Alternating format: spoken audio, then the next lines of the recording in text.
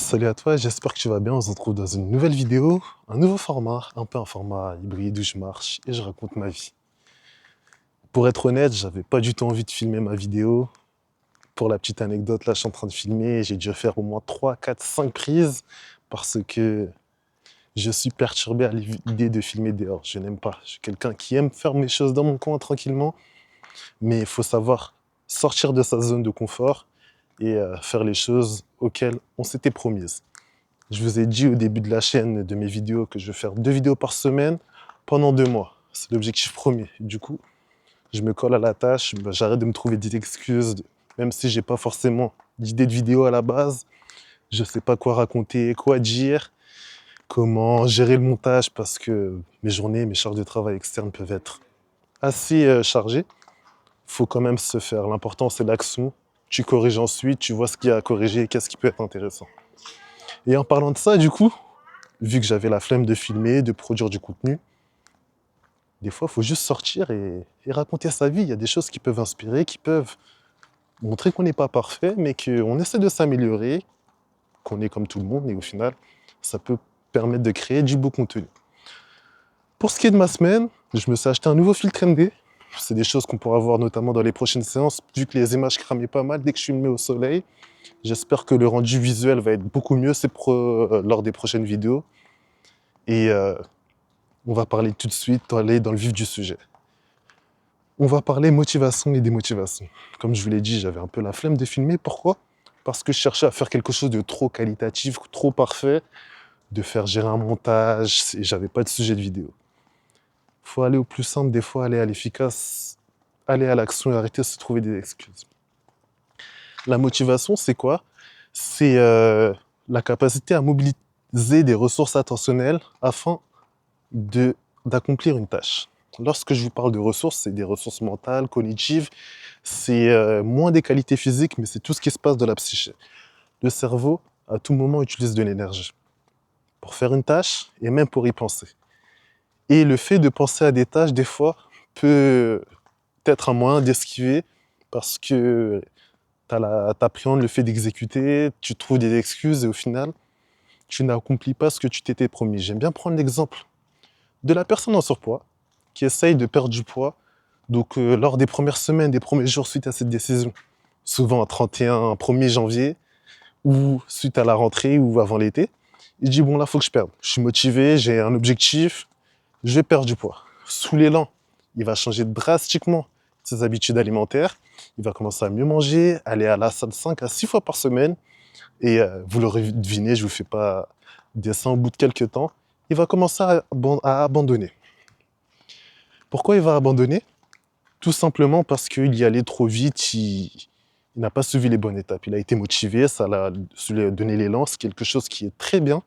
Mais malheureusement, il lui manquait quelque chose. C'est le pourquoi, l'objectif final qui lui permet de structurer sa pensée, les actions qu'il va mettre en place afin d'être régulier. Parce que bien sûr, l'intensité, c'est quelque chose de primordial. C'est bien de mettre de l'entrain dans ce que tu fais. Mais si tu n'as pas de cadre, si tu n'as pas de direction, tu n'as pas un ordre, ou si tu n'as pas les outils pour te permettre de réguler cette attention, cette discipline, même si tu n'as pas envie, que tu te mettes à l'action, que tu fasses les choses, bah finalement, ça ne mène à rien. Tu vas juste abandonner et au final, tu vas juste perdre même en confiance en toi, en estime, et tu vas te dire non, je suis incapable de perdre du poids, en l'occurrence pour cette analogie, et je suis qu'une merde. C'est des questions qui peuvent une baisse d'estime de soi et de productivité. Il faut savoir que la motivation, c'est un état qui est fluctuant. C'est pas quelque chose qu'on est. Par exemple, on n'est pas discipliné, on le devient à travers des mécanismes, des actions simples à la fois qui peuvent être anodines, comme des fois faire des petites tâches bêtes, faire son lit au quotidien, ou se donner des actions qui renforcent un état, une attitude. On ne devient pas musclé du jour au lendemain. Ça force de soulever de la fonte. Au début, ça peut être des charges qui peuvent être légères, des 5 kilos. Par exemple, j'aime bien prendre l'exemple de la musculation pour moi. Bon, je ne suis pas une bête, mais au début, même la barre à vide, j'arrivais pas à la décoller. Je m'en souviens comme si c'était hier.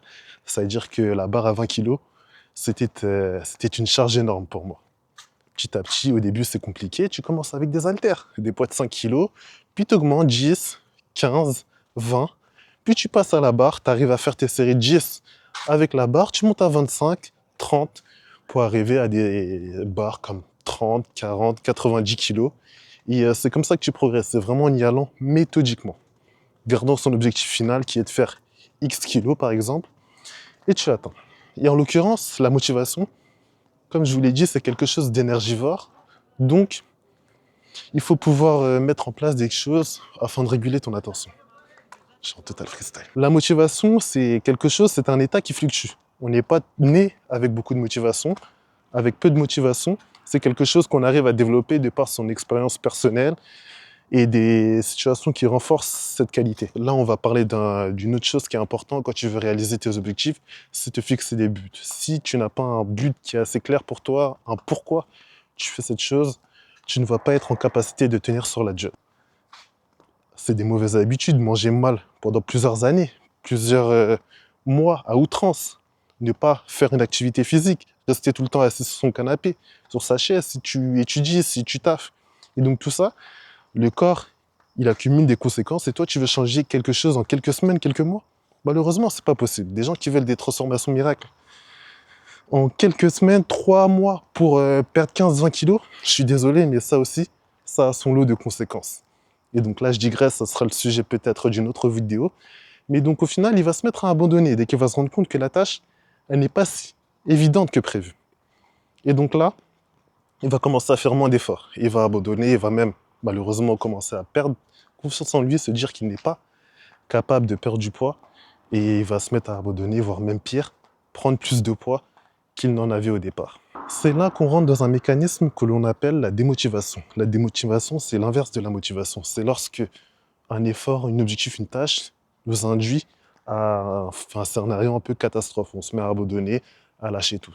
Tout simplement parce qu'on commence à avoir une baisse de l'estime de soi, de la fatigue, il y a plein d'objectifs que l'on n'arrive pas à réaliser.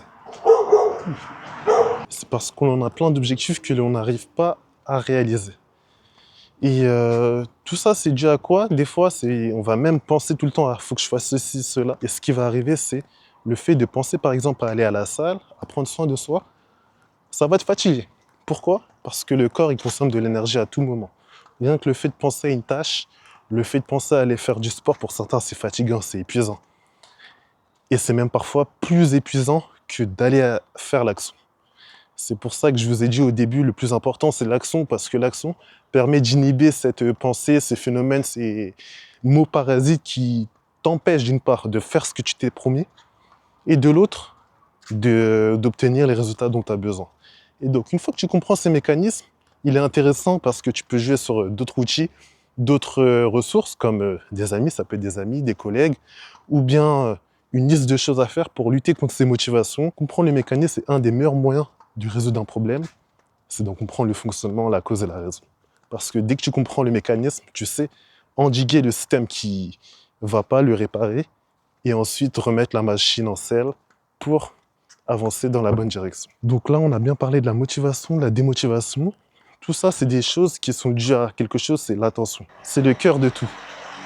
Tout nécessite de l'attention. Lorsque tu regardes ma vidéo, tu prêtes attention. D'une oreille, ça peut être en regardant ce que je fais, en écoutant. Et donc, le fait de penser à des choses, à aller faire certaines tâches, l'attention, il faut savoir la gérer tout au long de la journée. On en a souvent plus le matin. Et pouvoir gérer, mobiliser cette attention, c'est une des choses qui va te permettre d'obtenir, d'atteindre tes objectifs. Ça peut être pour quelqu'un qui souhaite perdre du poids en se faisant accompagner de professionnels. Ça peut être d'une autre manière, par exemple, en structurant ton objectif, où l'idée, c'est d'avoir le moins de pensées parasites qui te permettent d'atteindre tes objectifs. Je pense que je vais m'arrêter là. Je commence à digresser, on pourrait en parler pendant des heures.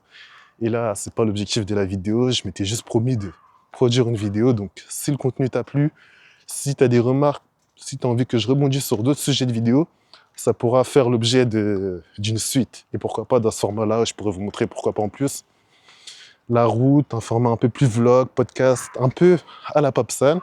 Et on pourra parler de sujets divers comme le sport, le mindset, l'aspect mental, et j'en passe. J'espère que le contenu t'a plu. C'était une vidéo qui était différente de d'habitude, mais au moins, je pense que j'aurais créé du contenu. À vrai dire, c'est un exercice qui n'est pas évident pour moi, Je suis quelqu'un à la base qui est très introverti, qui n'aime pas le monde, mais il faut savoir se montrer, affirmer ce qu'on est, et en même temps accepter de faire des choses dont on n'a pas l'habitude, qui sont inconfortables, parfois qui nous dérangent. Le regard d'autrui, le fait de se filmer tout seul et parler devant une caméra, c'était un bon exercice d'une part pour moi pour m'exprimer, apprendre à mieux diriger ma pensée, partager le contenu, comme je vous l'ai dit au début de vidéo. Donc voilà, c'est quelque chose d'assez challengeant, mais fun. Donc on se retrouve pour une prochaine vidéo. La semaine prochaine, il y aura une séance en salle, pourquoi pas que je vais filmer, ou une séance en sprint. Je pense que je vais varier. Donc on partira sur du contenu en salle. Allez, on se retrouve à très vite. Ciao, ciao.